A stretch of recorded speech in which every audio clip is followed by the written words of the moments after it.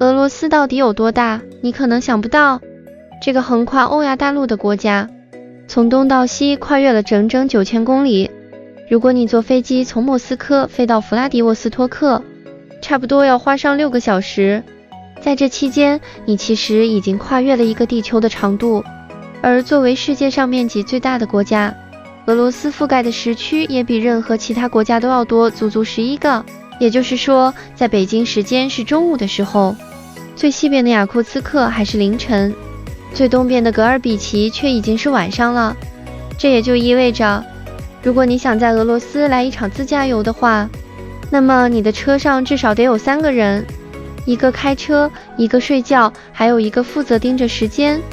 当然，如果想要体验一下各个时区的昼夜变化，你也可以选择火车出行。比如这条世界上海拔最高的铁路之一贝阿铁路，它就贯穿了俄罗斯的7个时区。不过呢，要想从西伯利亚的一端坐到另一端，恐怕没有半个月你也下不来。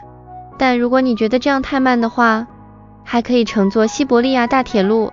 要知道，这可被誉为世界上最壮观的列车路线之一，全程超过9289公里，从西伯利亚的东方小城伊尔库茨克一直开到摩尔曼斯克。一路上你会看到广袤无垠的平原、雄伟壮阔的山脉以及一望无际的森林，而且沿途还会经过1570座桥梁和983座隧道，穿越过21次乌拉尔山脉，越过123座河流，甚至还会上升到海拔1360米的高度，堪称是移动版的世界风光之旅。不过呢，虽然俄罗斯地广人稀，但是人口最多的11个城市却全部集中在欧洲部分，所以这里也是俄罗斯的政治、经济、文化中心所在。比如首都莫斯科就是全国的政治、经济、文化和交通中心，